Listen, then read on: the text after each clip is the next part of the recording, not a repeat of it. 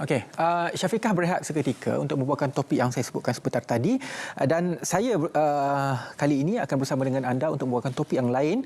Sebelum kita bersama dengan Syafiqah, sekarang saya akan bawakan berkenaan dengan pengguna bijak belanjanya segak. Jadi hari ini saya sangat berbesar hati bersama dengan wakil daripada Kementerian Perdagangan Dalam Negeri dan juga Kos Sara Hidup KPDN. Saya sangat berbesar hati bersama dengan Encik Muhammad Zaid Idris, Pengarah Bahagian Gerakan Kepenggunaan ataupun BGK. Baiklah.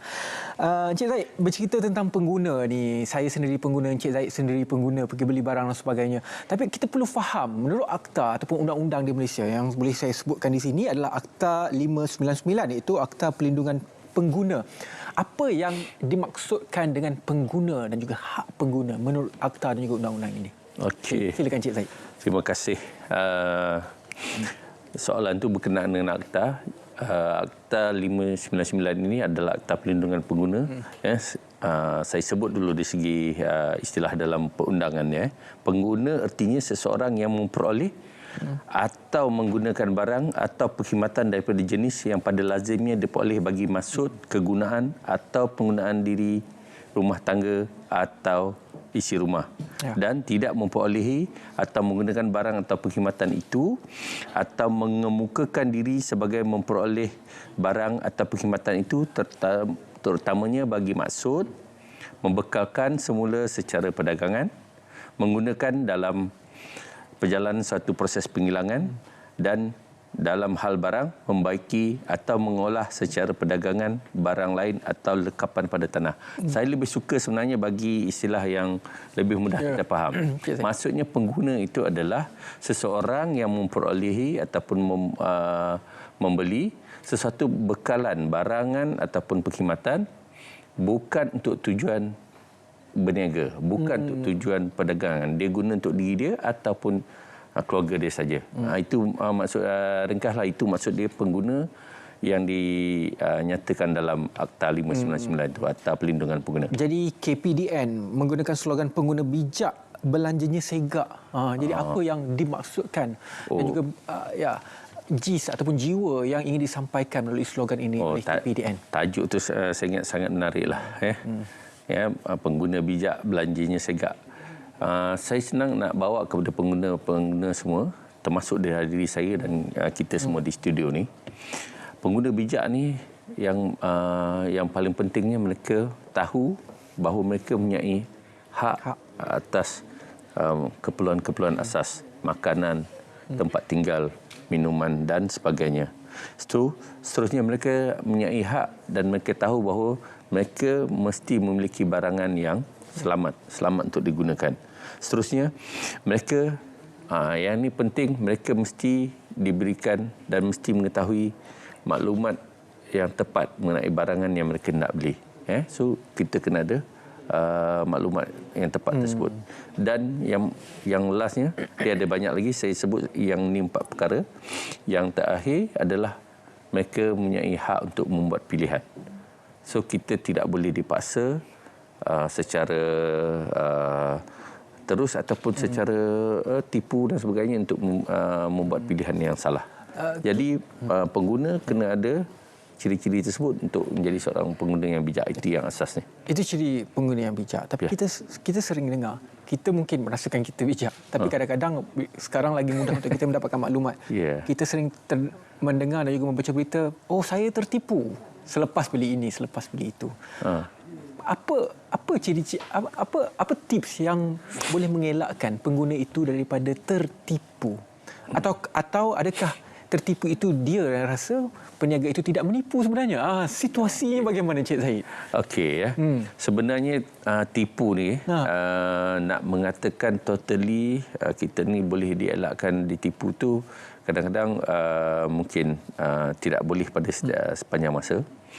Sebab orang yang memang niat dia untuk menipu ni, penjenayah ni, itu adalah mata pencarian mereka.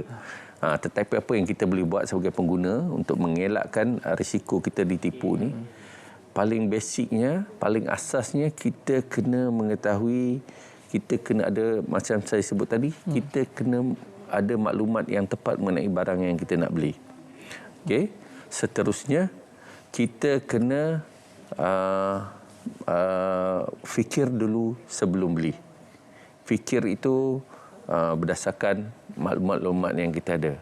Jadi kalau kita dapati satu tawaran itu yang tidak munasabah, too good to be true dalam yes, bahasa Inggerisnya. Kalau satu katakan jenama alat telekomunikasi, telefon yang biasanya 5,000, 6,000. 5,000, 6,000, tiba orang boleh bagi 4,000. Kan telefon mana ada orang boleh diskaun banyak-banyak, kan?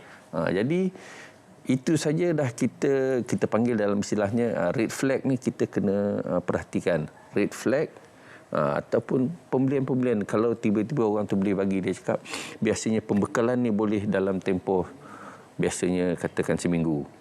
Ada orang boleh tawarkan saya boleh dalam 1 hari. Ini kita benda-benda yang asas ni kita nampak yang luar biasa ni, kita kena lebih berhati-hati. Muskil.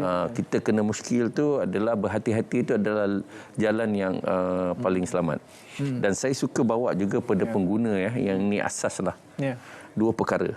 Yang pertama adalah kita kena amalkan melihat harga.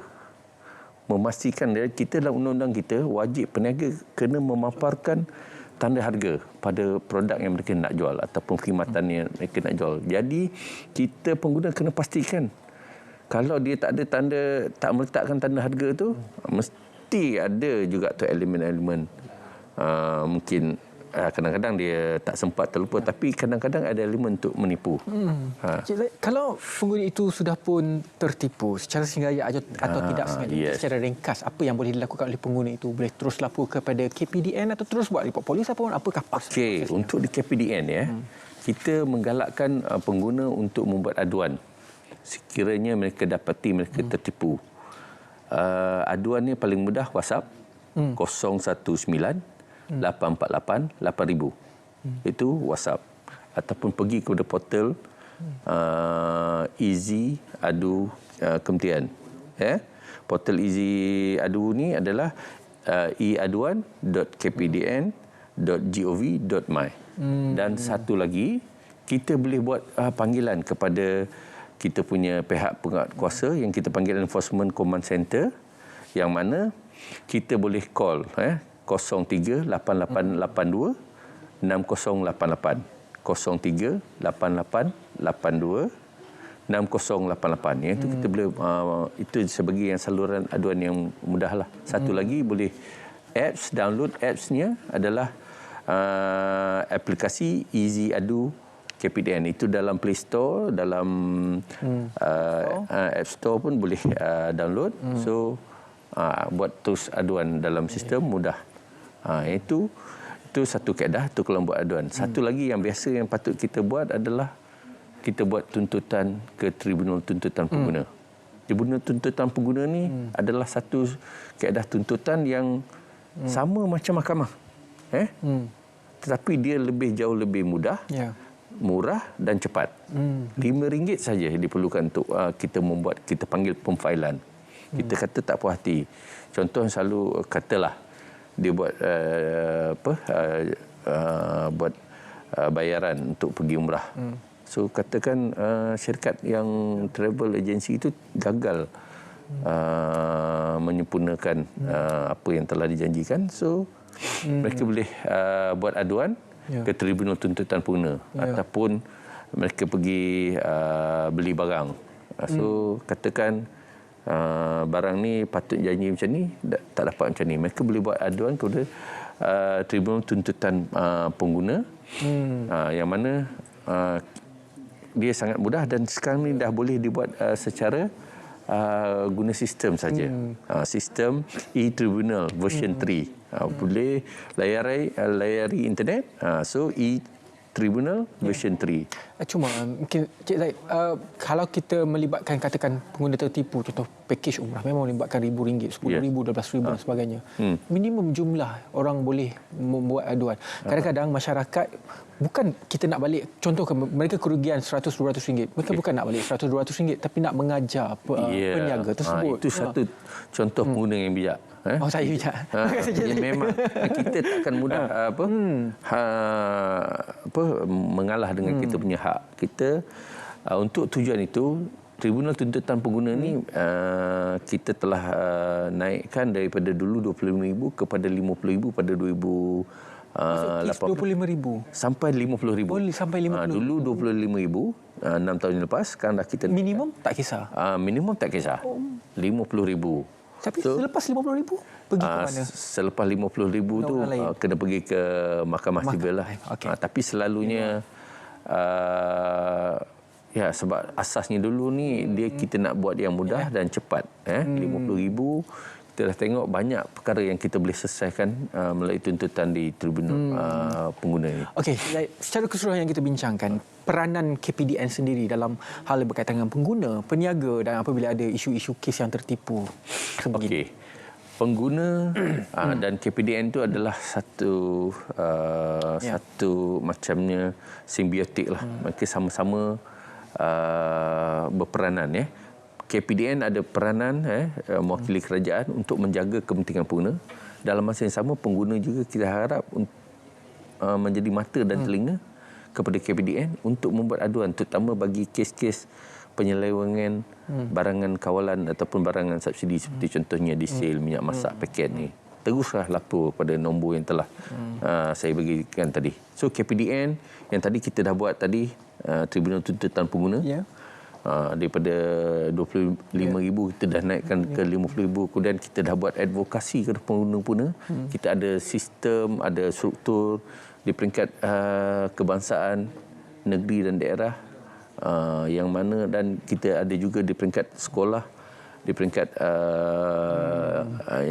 IPT, Institut Pengajian Tinggi, yang mana advokasi pengguna ni kita sentiasa buat supaya kesedaran pengguna itu sentiasa meningkat dan boleh tertanam dalam minda semua orang rakyat Malaysia. Mantap Cik Zaid. Okey. Kita dah faham pengguna kalau tertipu apa nak kena buat, dan juga peranan KPDN sendiri. Terima kasih banyak-banyak Encik Muhammad Zaid Idris, Pengarah Bahagian Gerakan Kepenggunaan ataupun BGK, Kementerian Perdagangan Dalam Negeri dan juga Kos Sara Hidup KPDN. Terima kasih banyak-banyak Cik Zaid. Okey.